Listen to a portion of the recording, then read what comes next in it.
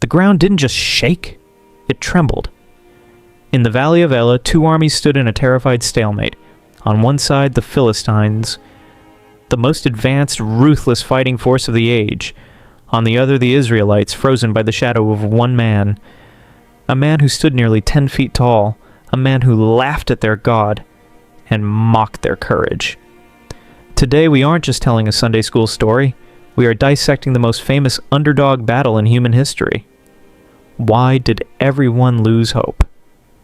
And how did one shepherd boy, armed with only 5 stones, turn the tide of an entire war? This is the story of David and Goliath. Imagine the scene. It's 1000 BC. The Philistines have occupied the hill to the west. The Israelites, led by King Saul, are gathered on the hill to the east. Between them lies the valley of Elah, a battlefield waiting for bloodshed, for 40 days. 40 days. Goliath walked into the valley every morning, every evening. He didn't just stand there. He screamed insults. He mocked them. He challenged them. "Send me your best," he roared. "If he kills me, we will be your servants. But if I kill him, you will be ours." King Saul, the tallest man in Israel, remained hidden in his tent. His soldiers, hardened by years of warfare, stood frozen with fear. No one stepped forward. No one accepted the challenge. Day after day, the giant returned, and day after day, the army of Israel retreated. Fear had a name, and that name was Goliath. Then there's David. He's not a soldier, he's the youngest of 8 sons, a shepherd. While armies prepare for war, David spends his days watching sheep, protecting them from lions, defending them from bears, armed with little more than a staff and a sling. He wasn't sent to the battlefield to fight.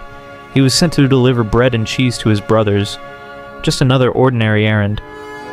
But everything changed the moment he heard Goliath speak. He heard the giant mocking the living God of Israel. He heard the fear in the voices of the soldiers. He saw an entire army retreating from one man, and something inside him refused to accept it. David looked at the army, then he looked at the giant, and he asked a question that changed history. Who is this uncircumcised Philistine that he should defy the armies of the living God? The soldiers heard a giant. David saw a target. The soldiers saw an impossible problem. David saw an opportunity for God to act. Sometimes the difference between fear and courage is simply perspective. Word of David's confidence quickly reached King Saul. The king summoned him at once. When David arrived, Saul looked at the young shepherd and shook his head. "You are not able to fight this Philistine," he said. "You are only a boy." "But he has been a warrior since his youth." David didn't argue. Instead, he told the king about the lions, the bears, the battles no one else had seen. "Your servant has killed both lion and bear," David said, "and this Philistine will be like one of them."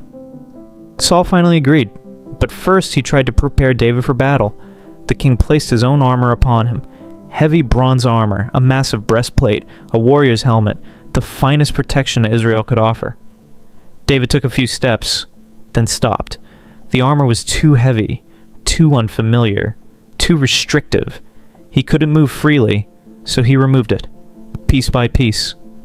This was the moment that changed everything. David wasn't choosing to be unprotected. He was choosing to be effective. He refused to fight like Saul. He refused to fight like everyone else. Instead, he trusted the skills he had spent years mastering. David picked up his shepherd's staff, his sling, and from a nearby brook he selected 5 smooth stones. Then he turned toward the valley, toward the giant, toward destiny. David stepped into the valley, alone. The armies watched from the hills. Thousands of eyes followed him as he walked toward the giant. Goliath saw him and laughed. The giant couldn't believe what he was seeing. Not a warrior, not a champion, just a shepherd boy carrying a staff. "Am I a dog," Goliath sneered, "that you come at me with sticks?" The giant cursed David, mocked him, promised to leave his body for the birds and wild animals. But David never slowed down. He never looked away, and he never showed fear. "You come against me with sword, spear, and javelin," David shouted, "but I come against you in the name of the Lord Almighty." The valley fell silent. One man trusted in weapons. The other trusted in God. Then it happened. David reached into his pouch, pulled out a single stone, placed it into his sling, and began to spin, faster, and faster, and faster. The sound cut through the valley, whir, whir, whir, then release. The stone flew like lightning, straight toward the giant. A single shot, a perfect trajectory. The stone struck Goliath in the forehead. The giant staggered. The earth seemed to pause. Then the champion of the Philistines fell forward, face first into the dirt. Silence. For a moment, nobody moved, nobody breathed. The giant was down, and history had changed forever. For a moment, the battlefield stood frozen. The Philistines stared in disbelief. Their champion was gone. The warrior they thought was unbeatable lay motionless in the dust. Then panic spread through their ranks, and they ran. The Israelites erupted with a roar. The same soldiers who had spent 40 days living in fear now charged down the hillside.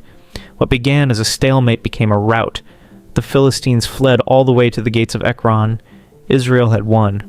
But David's victory was about far more than a battlefield. He didn't just defeat a giant.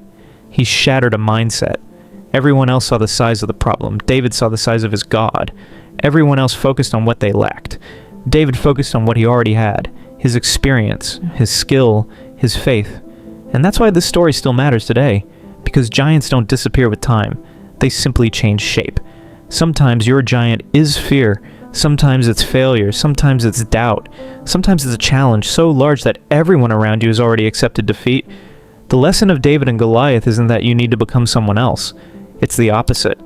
You don't need someone else's armor. You don't need someone else's gifts. You don't need someone else's path.